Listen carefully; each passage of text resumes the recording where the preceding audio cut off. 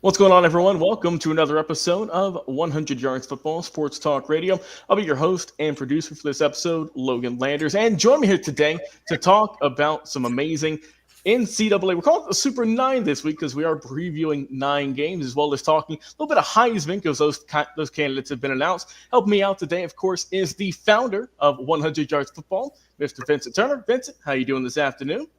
Pig suey, baby. Let's go. The 901 ready.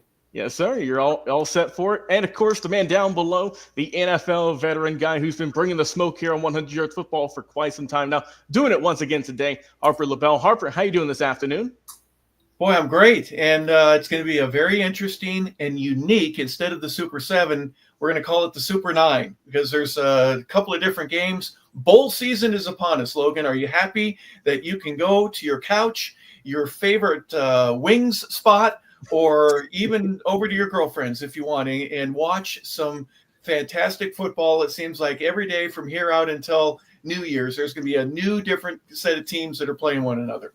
It's going to be great, Hartford. You know, the regular season's been wrapped up now. We saw the conference championships. We'll talk about that a little bit, but I'm excited. We get all the big bowl games, but we also get some of the lesser known ones that people don't talk about a whole lot. I always like watching those just because they seem to be a little bit more competitive at times. But man, you're right. Between now and New Year's and then some, we have a lot of football to talk about. Yeah, we certainly do. Well, the local flavor that we normally start with continues here today, and congratulations to Valdosta State. What an amazing season the Blazers have had.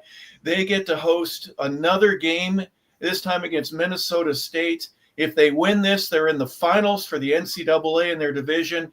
Congratulations on what they've done, but 2 victories away, gentlemen, from making history and being national champions. The Blazers have done it with hard work. They've been able to win at home and on the road. And even if they lose this game, and we're not saying that they will, they're the number 1 seed, by the way. Congratulations to them on this great season. They got 2 more games to go. Vincent, your thoughts about how Valdosta State has really turned their tide and made great fortunes there down in southeast Georgia. Kudos to the guys down there in Valdosta, Georgia. Outstanding program. I'm always talking about the head coach, Mr. Tremaine Jackson. I would say this: congratulations to you, coach, because you won't be there long. Because when the season's over with, it's going to be jobs coming at you. Outstanding football coach. And remember what Mike McDowell said, one of our previous guests. He said that gentleman, Mr. Tremaine Jackson, was not only a great football coach, but he was a class act. Well said. Look at your thoughts going into the semifinals. 2 more games. They've already come through 3. What do you think? Yeah, to go off what Vincent said, kudos to Valdosta State for just making it this far. It shows how good that program's ran and all the tremendous players they got. They're coming off a really impressive win against Virginia Union, who was ranked number 25, 49-14. Yeah. So they are coming into this game red hot. And while you look at Minnesota State, they did beat their rivals last week in a close 4-point ball game. So Valdosta, in terms of offense, they have it going this week, but we know Minnesota State, they have a very storied program in D2. And I'm looking forward to this game, Harper. It's going to be a good one at noon. Yeah, and for those that will be able to find it on ESPN Plus, remember that the Mankato State, right, Minnesota State in Mankato, that's where they came from, and that's where the Minnesota Vikings used to have their training practices, and they left their black shoes behind. So Mankato ended up taking all those black shoes. Minnesota State will use them as well. So if you notice the black shoes, go, hey, that's old school. Well, that's going all the way back to Bud Grant and back in the days when the training camp for the Vikings used to be at their school. So anyways, that game will be first. And then do we want to start with Army and Navy? Because that is really now the game that signifies the end of the year. Army and Navy play again as they always do every year. This time, guys, it's going to be a little bit different. They're playing in Landover, Maryland. They're playing at Northeast Field. And I'm excited about this for one specific reason. I've been to one of the Army-Navy games, but it's been a long time since either team has had the record that they do this year. I think there's going to be a national excitement in a way that there hasn't been because the 2 schools have been so good this year. We'll go over some of their stats before we get to it, but Vincent, your thoughts first and foremost. I think you were going to bring up something about the 83 game. And actually, when you told me this earlier in the week, I'm going, that's the game I was at. I've only been to one. And they had one at the Rose Bowl in California. And what a amazing event, if you think about it. The pageantry, the amount of the cadets that were able to make it out there, not quite as much as it will be with this one, but still nonetheless, just a showcase. Yes, it's military centric. I get it. But the rivalry between these two is like no other. So if you say go Army beat Navy or go Navy beat Army, I said go Air Force when I was at the game. But Vincent, first and foremost, let's go to you. Your thoughts here about this weekend's Saturday game. Well, Hop, I'm going to piggyback off you. When is the last time we had both teams actually really good? Navy ends up 8-3. Army ends up winning the American Athletic Conference at 11-1. Both teams really could have made a bone about playing in the college football playoffs. They were that good this year. And then look at both schools. Both of them got outstanding quarterbacks. I'm going to start with Army. Bryson Daly could have easily been up there in New York this weekend and what he did for their University Army program. And then Braxton Woodson is taking over for Mr. Blake Hovack, who was doing an outstanding job in Navy. And now he's became a guy that we're talking about. Both teams are at a high level. I'm anticipating a really good football game. And then when you think about the history of Army and Navy, I remember growing up, when the college football season was over with, I always hit that one last game. And it was the Army-Navy game. And what I remember is the cannons going off, both cadets, both academies looking straight, and they nice uniforms, the white hats with Navy and the Army with their colorful hats. And then you think about the history of the game, 1963. Although it was a bad year where President John F. Kennedy was assassinated, but one young man out of Cincinnati, Ohio, put Navy on the map and won the Heisman Trophy that year, Roger Staubach. And then the 64 game, breaking barriers. Kevin Hurley became the first African-American to play in the Army-Navy game. And then they decided to go west. Harper, the game you attended out there in the Rose Bowl in Pasadena. And it was a young man by the name of Napoleon McCullum that had an outstanding game and went on and became an outstanding running back with the Oakland Raiders. This game has always been at my high list just because at the end of every college football season, no matter what the team's records were, you was going to get a competitive, even game, and the nation was going to be watching. And all I can think about is Roger Staubach and his performance in 1963. And then afterwards, he with that beautiful, beautiful Navy uniform accepting the Heisman Trophy. And then, of course, y'all know, gentlemen, don't get upset today. He went on and won 2 Super Bowls with the Dallas Cowboys. Back to you, Harper. Yeah, you love to bring the Cowboys in. It's been a while since. But Roger the Dodger, certainly an amazing guy and an older guy because he had to do his service and fulfill his commitment. He wasn't a 22-year rookie going in, and I think that helped him tremendously. Obviously, there's so many other things that he was able to do, but to step right in with the Dallas Cowboys. Let's look at some of the numbers. Army at 11-1. They are 134th out of 134 teams, Logan, in terms of passing. They only have 83 yards a game. 83 is what they average. Worst in the country. However, they make up for it by being number 1 in running with 314. By far, they outrun everybody else. Logan, is that going to be the key to the game? I know Navy runs quite well. They have 247 yards. They're number 8 in the country in terms of running. But I think the advantage is we're going to run on first down, second down, third down, fourth down, fifth down. All we're going to do is run the football, but we're going to do it as good as anybody in the country does.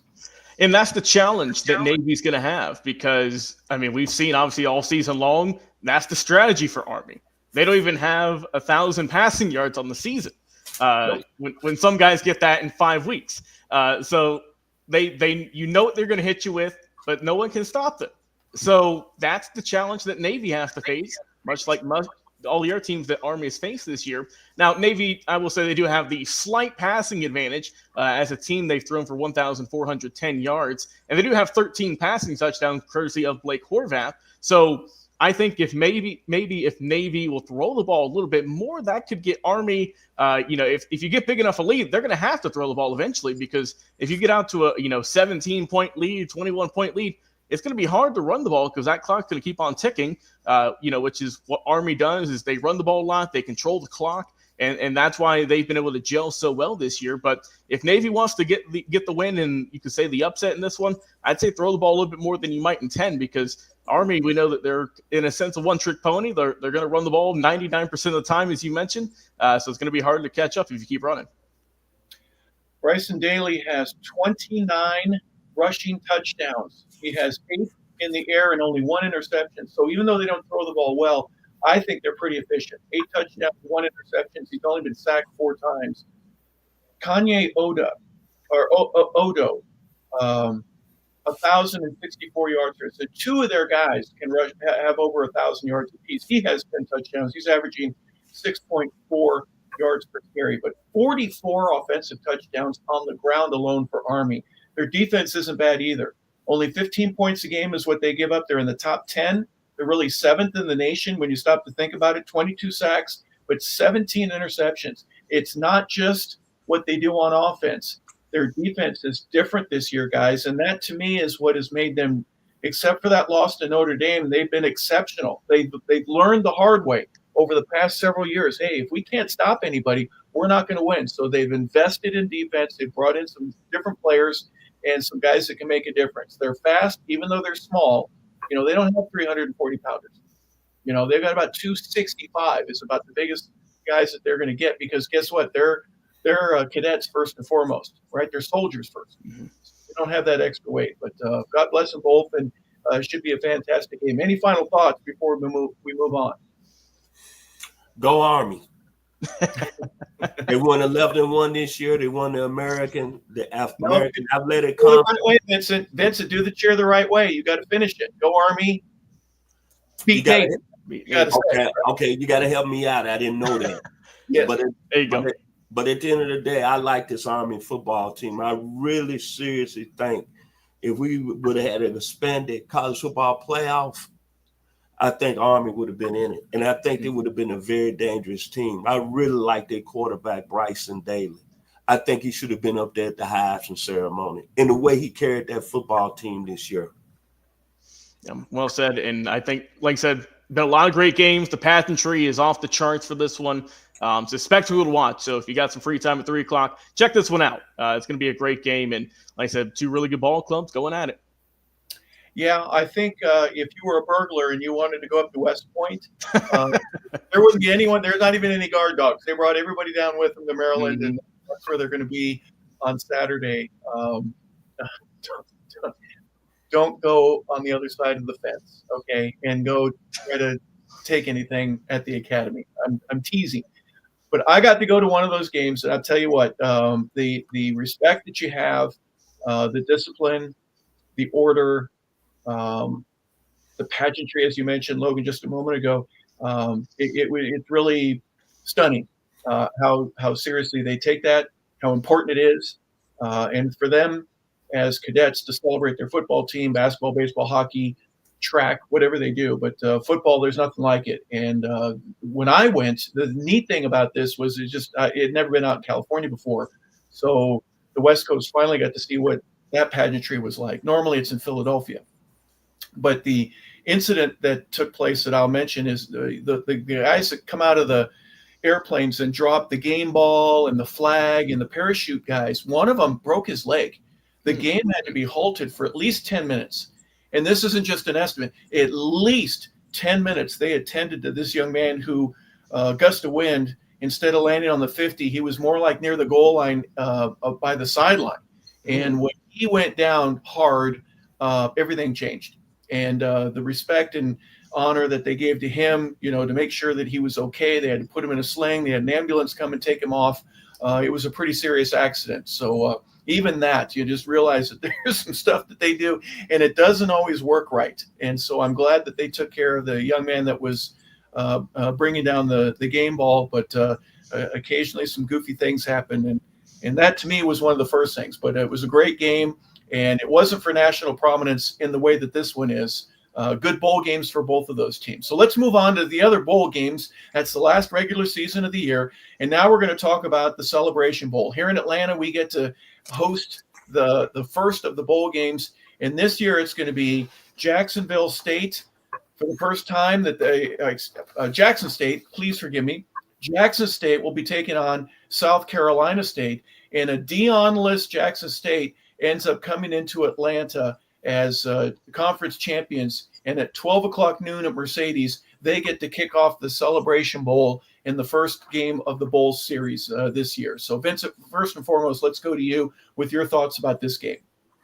Well, actually, it's called the Black College National Championship. You got two historic HBCU schools. You got Jackson State. T.C. Taylor, who replaced Deion Sanders a couple years ago, has done an outstanding job down there at Jackson State. They're 11-2 on the year. Their last game out, they blasted Southern University in the SWAC championship game, 41-13. Then you got the South Carolina State Bulldogs coming up. And they got a very good football player in Eric Phoenix at the quarterback position. And you think about both schools and all the tradition. You think about Jackson State, Lynn Barney, Walter Payton, Jackie Slater, Leon Gray, Walter Payton, of course, Sweetness. And then you look at the other side, South Carolina State, Harry Carson, Donnie Sherrill, Bonnie Shavers. So when you look at this game, it's going to be a very competitive game, but the bands are going to be good, and it's going to be a lot of dancing and a lot of partying. And whatever school comes out on top, they're going to set the tone for the bowl season. I'm taking Jackson State, by the way, because my parents are from the state of Mississippi. Back to you all. Well, Irv Mulligan, 5'10", 210-pounder, he passed Walter Payton's rushing record. He had 116 yards last week in the game that you mentioned. So the single season rushing record that Walter held since he was in school back in the early 70s. Irv is a first team all SWAC representative, and congratulations to him. And Jacobian Meyer was injured. He was the quarterback for them. So Zion McDonald will be taking over for Jackson State. And that'll be new for him. But what a great recruiting class for the seniors, Logan. They've been to 3 conference championships in the last 4 years, and obviously have made a name for themselves as one of the best classes that the school's ever had.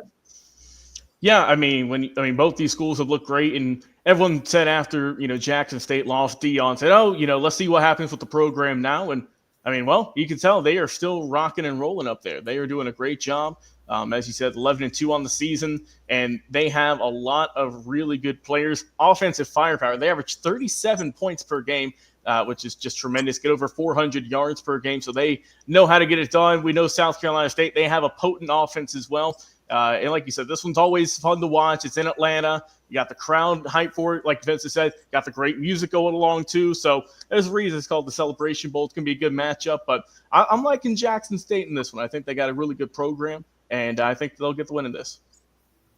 Well, you mentioned Eric Phoenix, Vincent, their quarterback. He transferred in from Murray State. Head coach Chennis Berry was 9-2. They're 5-0 in the MEAC. Eric was a first-team All-MEAC performer this year. And before that, he was at Benedict College a couple of years ago. And then he and Chennis Berry were originally put together as a head coach and a quarterback. And he transferred in, and what a difference he's made. So it should be an outstanding game. We look forward to it again. It's Saturday at noon on ABC. The next game that we're going to look at is the IS4S Salute the Veterans Bowl. Sometimes the name of the actual bowl itself doesn't make any sense to me. Okay, maybe I'm the only one that feels that way. But this game will be in Montgomery, Alabama, on Saturday at 9 p.m. Late start between South Alabama, coached by Major Appleby. They're 6-6, and they had a little bit of a rough start. They were 2-4 at the beginning of the season, but they go 4-6 in their last 6. They lost to LSU, who was ranked 14th at the time, but they averaged 35 points per game. They're led by Gio Lopez. But anyway, South Alabama will be taking on Western Michigan. They also are 6-6. They were 5-3 in the MAC conference. Their head coach, Lance Traylor ends up bringing in a pretty good team, and they're coming in. They score 29 points a game. Vincent, we'll begin with you. Your thoughts here on the Salute the Veterans Bowl. You just brought up a good player that a lot of people haven't heard of, and over the next few seasons, look out for Gino Lopez. He's a very good football player, excellent player at the quarterback position. You got to love what Major Applewhite has done out of Baton Rouge, Louisiana, University of Texas. South Alabama, very good football team. And then you got Western Michigan. I like what you just said, Harper, about Lance Traylor. Very good football coach. You got a very good player in Hayden Wolf. Back to you, Harper. Yeah, you mentioned Gio Lopez, and you said we'll be talking about him for a long time. And why is that? Because he's only a freshman. He's one of the few freshmen that has really taken the spotlight this year. Most of the guys that I see that are even sophomores, their teams are 3-8, or they've had some issues. But Gio has obviously stepped right in, done a fantastic job. But before we move on, Logan, your thoughts here on this Salute the Veterans Bowl. Yeah, I mean, like you said, when you look at both these teams, they are even in terms of record. Both of these ball clubs coming into this IS4S Salute Bowl. Like I said, the name changes every year for it, but we got some good competition here with South Alabama. Like I said, Lopez, he's done really good work for them. Like I said, it's a good quarterback battle between both these guys and Wolf and Lopez. The running game, they're pretty much dead even as well in terms of Bothwell's got 13 rushing touchdowns. Nixon's got 12. They average both around 800 yards on the season. But watch out for Pritchett over there at South Alabama. He has a really good season. Jamal Pritchett, that is, 9 touchdowns on the year, 91 catches, over 1,000 yards in the air. So I think he'll play a big factor in this one. I like South Alabama. I'll have them taking the W in this one. Fluff Rothwell is their leading running back. He had 832 yards, 13 touchdowns, but he averaged 7.5 yards a carry. That's so above average at the college level. So we'll see how he and Gio Lopez and everyone else that you mentioned, guys. Their defense, they give up 25.3 points a game. That's 72nd, so a little bit below average right there. Both ththese teams have issues, right? They're 6-6. This isn't for the national championship, but they're grateful that in these games, and the Crampton Bowl will be hosting both South Alabama and Western Michigan. And again, that game at 9 p.m. Eastern time on Saturday. The Northwest, what do we got? The Navy, Army, we already did that one. Let's go to the Scooters Coffee Frisco Bowl. That's on the 17th. And that features, Logan, a team that you and I really don't care much about. But one person in this trio does. And that's the number 25 ranked Memphis Tigers. And Logan, I'm going to begin with you for a purpose, because I know what Vincent's going to say. But at the beginning of this year, if there was a team that was in the group of 5 that would be an early odds-on favorite to make it as one of the 12, it would have been Memphis. And that second loss that they had, that really set them back. So I'm thinking that they're going to come into this game and go, you know what, we blew a chance to get into the playoff, but we're not going to blow the chance when we go to Frisco. Again, this is just outside of Dallas, folks, if you're not familiar. They're going to be playing in Toyota Stadium, which is a soccer stadium. It seats about 20,000 very comfortably. Low-line seats. It's a different angle. If you do watch this game at 9 o'clock on ESPN, you'll notice that it's a great view, and there's not a bad seat in the house. Everything's real close. It's a smaller field measurement, if you will. Like, there's not a track around it or anything like that, but really well placed. Interesting to see how this bowl game eventually takes off and if it grows. I'm not sure about Scooters Coffee. I don't know how prestigious that they are in that area, but we're grateful that we have another bowl game that we get to talk about. And Logan, again, begin with you. Your thoughts about either Memphis or West Virginia in this game.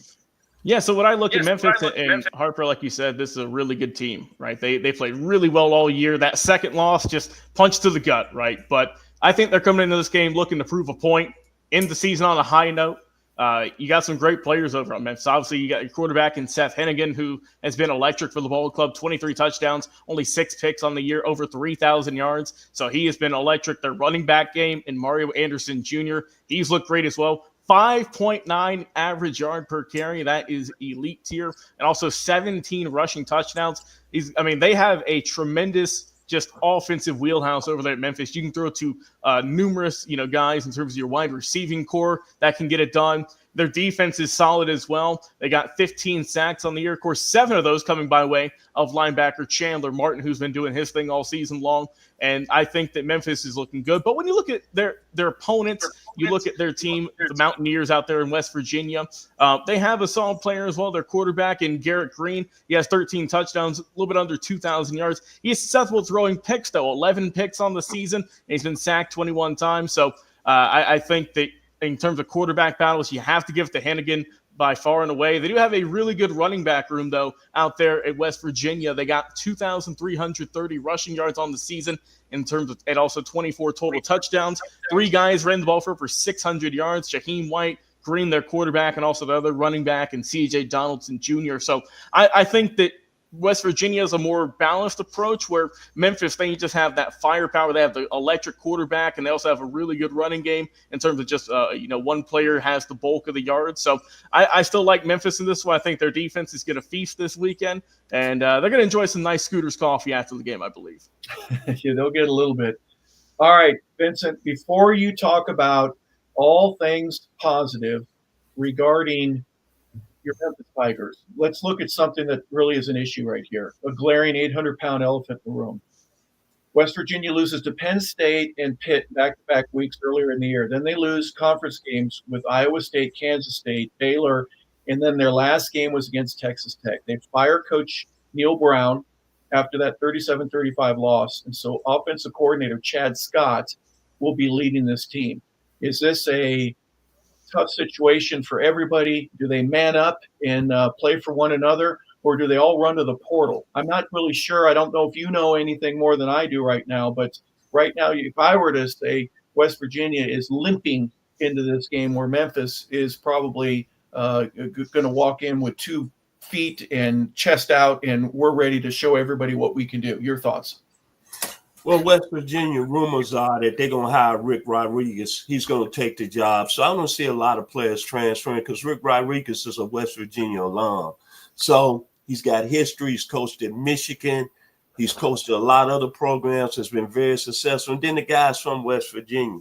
I think that what the University of Memphis needs to do is not underestimate West Virginia, because this is Garrett Green's last year quarterback. He's been a pretty good player this year. They had some problems. He's from Tallahassee, Florida. He's a guy that's been very good in other seasons with West Virginia. And as Mr. Logan Landers said, they have a very potent running game. Shaheem White is a very good, solid running back, and will probably play in the NFL at the next level. But no, West Virginia's got too much history.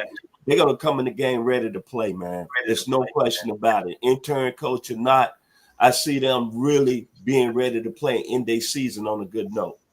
Now to my Memphis Tigers. Y'all been very kind.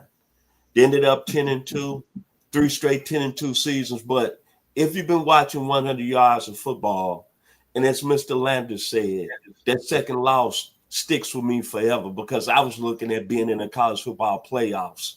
When they announced the field this past Sunday at 12 noon, I was expecting Memphis to be there, based on the fact in their 3rd game of the year, they went down to Tallahassee and beat a ranked Florida State team. But I would say this about the University of Memphis. First and foremost, from a true Memphian, I'm proud of what y'all done this year. And what I was most proud of, there was 35 senior players that went through senior day. Number 2, I'm very proud of Rock Taylor, outstanding wide receiver, and Chandler Martin. I see both of you guys in the NFL. And even though Coach Ryan Silverfield, I haven't agreed with a lot of things you've done, but I got to say, I appreciate you. But it was really more expectations and more put on this football team this year, and they came up short. But I still love my Tigers. That's not going to leave me. I've been following the program ever since I was able to know how to talk and listen to a radio. So that being said, we're going to have a very good bowl game. I'm going to be watching Tuesday at 9 p.m. on ESPN, and I'd like to take y'all out on this, because y'all don't know nothing about this. Dun, dun, dun, dun, dun, dun, dun, dun, dun, dun, dun, dun, dun, dun, dun, dun, dun. The 901. Back to you, Harp. Well, Seth Hennigan is a 64% completion guy, 3,200 yards, 23 touchdowns, 6 interceptions. He returns to Texas. He went to high school only about 20 miles away in the Dallas area. He's the all-time leading passer there with over 13,900 yards. And it's that University of Texas San Antonio loss, 44-36, that really took them out of the playoffs. So, again, our reminder is that I think they're going to come in with both barrels loaded, full bear, and do everything they can to kind of make a point that they deserve to be in the playoff. And even though they aren't, and they're playing in an early bowl game, that they're for real. So we'll see if the Tiger is out in the cage and being able to be taken around the field. But we wish both teams well, although I think there's a little bit of bias here that we're kind of rooting for the Memphis Tigers here. Hey, Hawk, real quick. Yes, sir. The Go mascot ahead. is Tiger Tom. Yeah, right. Not I didn't say Mike the Tiger. I was thinking Mike the Tiger, but I know Mike is in a completely different world compared to Tiger Tom. And Tony the Tiger, he's my favorite. You have to admit, because the Frosted Flakes were amazing. And then remember the little baseball cards, the 3D baseball cards, all the old guys back in the day. All right. Well, you mentioned the field, so let's talk about the field. The 12, it is set, and the first game they'll be taking place. Actually, it'll be Notre Dame and Indiana. That game will be on Friday, ABC. That'll be on the 20th at 8 o'clock. And guys, just a real basic overview. We're not going to predict the score or anything like that, but give us your first impression on the field itself, and then on this game specifically with Indiana traveling up to South Bend and taking on the Irish. Logan, we'll start with you. Look, let's start with Logan, Vincent.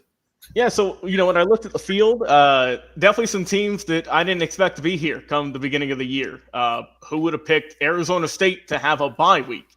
Boise State, I knew they'd have a good season. I didn't think they would be a top 3 seed. SMU with a surprise for a lot of people. Indiana, for God's sake, like we're talking about here. So just the field, I like the fact that it's a lot of different teams in this one.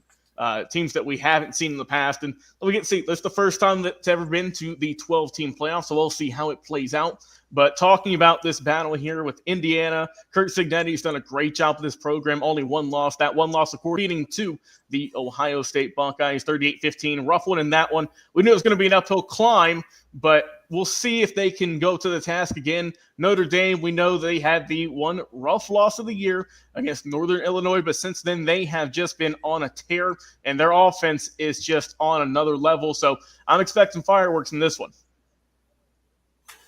I'm going to say this. The only problem that I had with the bracket, and I mentioned it early in the week on another show, is that the committee was talking about the beginning of the year, the strength of schedule. Mm-hmm. Strength of schedule. I just don't see how you leave the University of Alabama out based on the fact they went 3-1 against top 25 teams. They had a win over Georgia at the time that was number 1. They beat a Missouri team that was a top 15 team. They beat an LSU team that was a top 15 team. And that just really amazes me. And I'm not taking anything away from SMU because they are old Southwest Conference foe. But at the end of the day, their strength of schedule was 7-8. But other than that, we got 12 teams that earned the right, I'm assuming. A lot of people griping about Boise State getting a bye in Arizona State. But at the end of the day, they took care of their business. Looking at the first game, Indiana and Notre Dame, how can you not love Kurt Cignetти?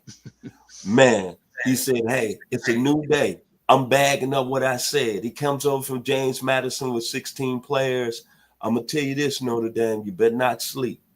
Then Ohio State and Tennessee in the opening round. I'm going to say this, Ryan Day, you better make sure you win this game because when I'm seeing you haul, you're going to be out of Columbus. Then SMU and Penn State. James Franklin, the pressure is on. You got a good defense, but do you not underestimate SMU because they got Pony Express too. Kevin Jennings, R.J. Maryland, and Brashad Smith. And they will be coming to Beaver, whatever the name of your stadium, a Beaver Stadium, whatever. You better not take them slightly. And then Clemson and Texas. What a story, man. First, I want to give kudos to Dabo Swinney. He did it his way. Dabo told y'all he wasn't going in the transfer portal. His culture over here is about recruiting players and developing them. He said God is in this plan, and Clemson is in the college football playoffs. And Clemson has got a real good football team. Texas, Steve Sarkisian, y'all played some pretty good football the last couple of weeks. And really, y'all should have probably won the SEC championship game. But the storyline that I like, and I'm going to give it back to Hart, is Cade Klubnik is coming back to his hometown, Austin, Texas, going against his adversary, Quinn Ewers, who they played in the state championship game years ago. And Cade Klubnik, I saw this on one of his Instagrams. He said he could not be blessed that God has put him in this position. But let me have a little extra 500 tickets for my family because I'm coming home. And the Tigers are going to be ready to roar against the Longhorns. Bevo, you better get ready. Back to you, Hart. He only needs 500 tickets. That's all. That's it. That's all he said. That's all I need. Wow. Well, All right. NIL will help take care of that, guys. Let me ask you this, because Vincent and I, Logan, remember the days when teams that would be up for the national championship would play in bowl games, not against each other. There'd be an Orange Bowl or a Sugar Bowl or a Rose Bowl, even a Sun Bowl. The Holiday Bowl one year ended up hosting a national champion. And when you have two teams that don't even play each other, yet the AP, the UPI, the coaches poll, it was all different. So they said, let's put this together. We're going to have a 4-team bracket that plays, but we have 5 conferences and 5 non-power 5 conferences. Group of 5, we're going to call them. How do you get a champion that way? So they said, well, think about it. And then they finally put 12 together, and there's still controversy. Are we ever going to have enough teams in to where someone that's on the outside looking in goes, okay, it's fair? Because folks in Bama right now are going, this isn't fair. There are folks in Miami or in South Carolina and Miami that are going, this wasn't fair to us. We have 3 losses and our strength of schedule is much better than the teams that you have in. Is there a way to fix it, even though we're only in the first year of the 12-team playoff?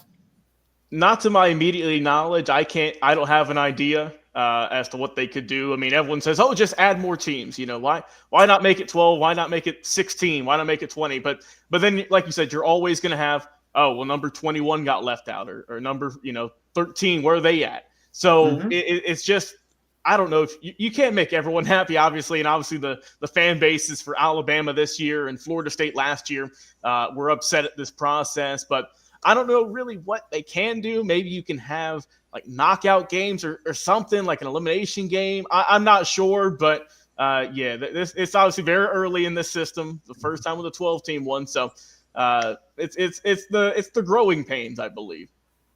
Vincent, how do you solve this problem? It's never going to be solved, Hart. Okay. Look at the NCAA basketball tournament. 64 teams. It's still at the end of that tournament, it's still going to be teams that are going to still say they didn't get in. There's 66. Then they go to 68, Vincent. Yep. They even add on to that. It's never enough, is it? Never enough. But I tell you this about the college football bracket, and Harp, you brought up a good point. Back when we was growing up, the most difficult things when they had all the major bowl games in at the end of the year, you had to wait the next day. Who's going to be voted number 1 in the AP poll, who's going to be voted number 1 in the coaches poll. And I never forget this, why I love this system now. And I hope that they keep going up and up. Because think about 1978, my first year at the University of Arkansas. USC comes into Birmingham, and they beat Alabama handily. They go to the rest of the season, they get upset by Arizona State. Them and Alabama end up number 1 at the end of the year. Okay, what is head-to-head? USC beat them basically, undoubtedly, beat them head-to-head. It was no question about it. But what did they do? They had a split national championship that year. I believe the AP gave it to USC. I don't know. I think the AP gave it to USC and the coaches gave it to Alabama. But in my mind, if you play against the best and you go head to head, USC should have been a consensus #1 team and a consensus national champion. But what they got it now, I'm excited. I'm happy to be a college football fan. And I hope they keep adding and adding to the day I die. Because what you're going to have more teams who didn't think they had a chance. The little sisters are married. And they're going to keep getting in this tournament. Because look at the 12 teams right now. All I heard yesterday, well, Arizona State don't deserve a bye, or Boise State don't deserve a bye. But that's why they play the games on the field. You better not really underestimate Arizona State because they got a real good football team. I think they got a good running back in Cameron Scabo. And we know what Boise State got up there in Boise. And you got to play them. They do got one of the top players that's going to the Heisman ceremony. What's his name? Oh, Ashton Gente. So these teams are seeing you disrespect them, and even SMU, and they playing with house money. I think it's going to be one of the greatest seasons of college football, and I'm looking forward for the ride as a fan. That's just me, Vincent Turner. Back to you, Harper. Well, the controversy, in my opinion, with what they ended up doing was if you've got 3 losses, you're out, at least for this year. There's just no way that we can do that. And that's where Bama, obviously, with that 3rd loss, even if you got the strength of schedule, where LSU or Ole Miss or some of the other really good competitive schools that have 3 losses, they didn't get in this year for whatever reason. I don't know what Florida State would have had to do last year. They went 12-0. What else can we do? They still didn't make it. So the controversy is what it is. So in a word, yes or no, did they get it right with the way that it is here? Vincent, I think you're going to say no, but correct me if I'm wrong. You're totally correct, Harper, 100%, because I'm an SEC guy, and I still think that Roll Tide, a red-hot South Carolina team at the end of the year, even Ole Miss, they played in the best conference in all of college football. And you're going to be playing competition week in and week out, and that's what happens. Teams going to take losses. That's just my opinion. But, hey, that's where we at. And I can leave Logan, did they get it right?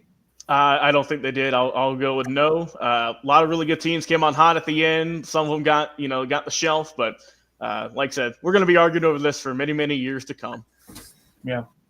Well, the one takeaway that I have, that if Texas ends up winning, and they win the national championship, they will have played in 17 football games, the equivalent of an NFL schedule. I don't think that they had that in mind. I know they were looking at 15 or 16, but because of the SEC championship that Texas qualified for, and that the way that they got they didn't get a bye like Georgia did. So they will, if they win the national championship, 17 games. The others, Clemson, for example, also will play in 17 games. So it's a very interesting phenomenon. It's new. There's going to be lots of things that need to be adjusted and changed, but for obvious reasons, this is what we've got for right now. Guys, before we go real quick, I know we've got another guest that we're going to be talking about. Let's go real quick with the Heisman. Let's just look at the 4 candidates. We want to wish them the very best, obviously, for them to be invited to New York. Congratulations. But for Dillon Gabriel, the quarterback from Oregon, they are #1 in the rankings right now. Your thoughts real quick about him and his achievements this year. He's looked like a pro's pro, a guy who was bounced around for a couple teams. Everyone thought he was done for. Came to Oregon, has reinvented his game, has elevated his draft stock, and has helped lead the #1 team in the country. So hats off to Dillon Gabriel. He's done a tremendous job. Dillon Gabriel, I love you, man. Hawaii 5-0. You went to a program out there that was about expectations. You led them a #1 ranking in a conference, the Big Ten.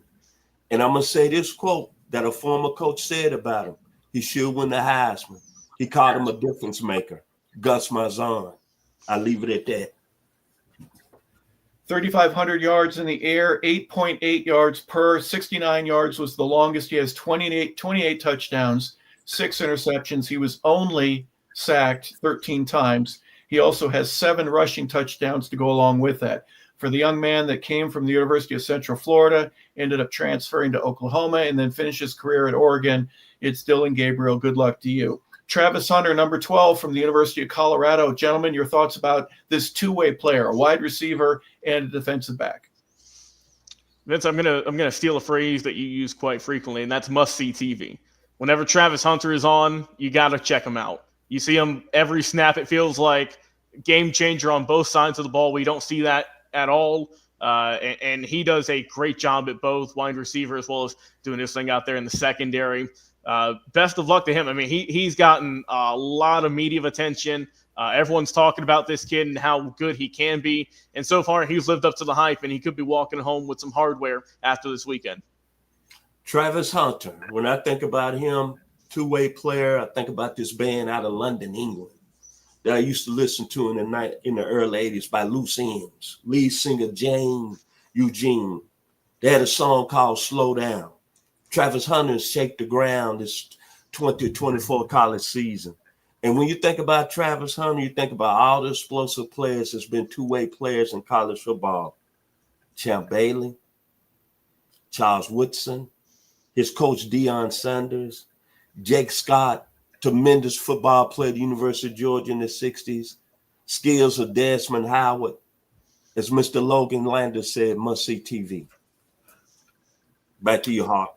Yeah, he don't sing slow down. Deion's not going to want him to slow down at all, especially with their upcoming bowl game that they've got. At least one more time, line it up for me. Yes. Jacksonville State is where he began. He transferred with Deion to Colorado. He's 6'1". He's 185 pounds. He's from Suwanee, Georgia, which is right down the road. The 9-3 Colorado Buffaloes are grateful to have his 92 receptions, his 1,152 yards, 12.5 yards per catch. He has 14 touchdowns in the air, the longest a 51-yarder. On defense, he had 31 tackles, 11 pass deflections or breakups, 4 interceptions. A 65-yard return was the longest for him, and 1 forced fumble. So congratulations and good luck to you, number 12, Travis Hunter. The third is number 2, Ashton Jeanty. Vincent, we'll start with you with him. This is a young man that stayed at Boise State the whole time. He didn't transfer anywhere, but what an amazing junior year he's had. Harper and Logan, there's been so many great college running backs that came through this system and won Heisman trophies and then played at a high level. The young man coming out of Boise State, I put him right up the list. From J.C. Carolina, Illinois, to Jim Brown in Syracuse, Ernie Davis in Syracuse, even the young Tank Younger at Grambling State University, Barry Sanders at Oklahoma State, Herschel Walker, Georgia, Tony Dorsett, Pitt, Erie Dixon, Pony Express, SMU. This guy's got everything as far as a running back. And you talk about a player that's carried his team to this level. If you watch Boise State, every game he's been consistent. I don't think he's had a game this year under 100 yards.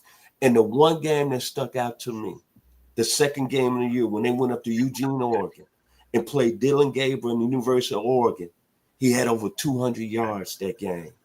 And kept Boise State in that game, and Boise State only lost 37-34. Outstanding football player, might be one of the best running backs coming into the National Football League next season. To you, Hart. Logan, your thoughts first and foremost before we go to the next one. Yeah, and for me, Vincent, you said he hasn't had a game under 100 yards. That is correct. His lowest, the least amount of yards he's ran for this season, 127. So I don't know how much more I need to say. He's right around the corner from breaking Barry Sanders' all-time record, I believe. So he's right there on the cusp of greatness. We know how good he's been. He's been absolutely dominant. If he gets in the open field, you might as well just go ahead and head on back to the bench because he's taken to the house. Absolutely electric player. Love seeing just his emergence on the field. And God, I'm excited to see who he's going to go to in the NFL. 12-1. They're first in the Mountain West. They beat University of Nevada, Las Vegas last week for the Mountain West Championship. This 5'9", 215-pound junior from Jacksonville, Florida, started the season with 20 carries, 267 yards, 13.4 yards per carry, 6 touchdowns against Georgia Southern. Welcome to your junior year. He finished the year with 344 carries. That's almost double what most get. 2,497 yards, 7.3 yards per carry, 29 touchdowns with his longest run of 77 yards. He did have 20 receptions for 116 yards and 1 touchdown there as well. But the thing that sticks out to me, with as many times as he touched the football, he had 0 fumbles. Congratulations, Ashton Jeanty, and well-deserved. Our final of the 4 award winners that will be in New York. A finalist is number 1, Cam Ward from the University of Miami. We'll start with you, Logan, here on Cam and his chances and what you like most about him. He's going to be a cheat code. That's what he is. I mean, when you look at how well he throws the ball, how many yards, 4,000 plus on the season, 36 touchdowns. That's someone I went on my roster if I was needing a quarterback. Absolute cannon for an arm, and he's looked good, right? We know Miami, they were undefeated for many, many weeks, and then the wheels just kind of fell off towards the end. They got knocked out of the top 12, as we saw. And Cam Ward, he played well all season long. I mean, his yards were tremendous. He threw for over 300 plus many, many times. His lowest effort, the worst game he had in terms of yards, 208. So, I mean, much like Genty, these guys, there's a reason all 4 of them are up here. They have had really good seasons, not just games, a game or two. And Cam Ward was absolutely just a must-see, tremendous to watch from Miami this year. And obviously that's why he's a top prospect in the NFL draft. Cam Ward, what more can you say, man? He was the number 1 transfer portal player last year. Could have easily ended up at Florida State, but he chose Miami. What really amazed me about him, the guy played in a wing team offense in high school and only attempted 12 passes a game. Then he goes to a small school. Then he ends up at Washington State, and he graduates. Then he goes to a program that's used to winning with so many great football players. Then you look at the quarterback position, Jim Kelly, Ken Dorsey, Vinny Testaverde, Gino Toretta. From a single season, he is the best quarterback that's came through the University of Miami. And you're right, Logan. He did his part for the Hurricanes to be in the college football playoffs. What let Miami down was their defense. And I'm not going to put it out there, but I got to say it, and Mario Cristobal, your coaching. Mm-hmm. So when you look at this young man, I got to agree with a gentleman that was on 100 yards of football a couple of weeks ago, Mr. Ken Hurrock. And it was 2 quarterbacks he said that he would take in the first round. He loves Shedeur Sanders, but he also said he loved Cam Ward. Back to you, Harper. Cam Ward wears number 1. He's a 6'2", 223-pound senior from West Columbia, Texas. He went to Incarnate Word his first year. He was not a 5-star recruit. He ends up going to Washington State, makes a name for himself there, and as you mentioned, Vincent, he graduates. He has 1 more year of eligibility, and he does it at the University of Miami. They were 10-2. They finished 3rd in the ACC. He completed 293 passes, 4,123 yards. His 67.4 completion percentage is amazing. 36 touchdowns, 7 interceptions. He was only sacked 22 times. He had a overall rating of 171. But when you include his 4 touchdowns that he had on the ground at 196 yards, his QB rating is 88.0, which was number 1 in the country. So congratulations to Cam Ward, to Ashton Genty, to Travis Hunter, and to Dylan Gabriel, 4 finalists, and 4 guys that could look at one another and go, congratulations, you won it. There's no single one that really stands out to me. They all are, in many respects, equal and in many respects deserving of this award. If you could split it and give to each one a portion of the award, I think we'd be well-deserved. But great group of guys, and we want to say congratulations and thank you for entertaining us the way that you did this year. You guys were fantastic, and we wish you well.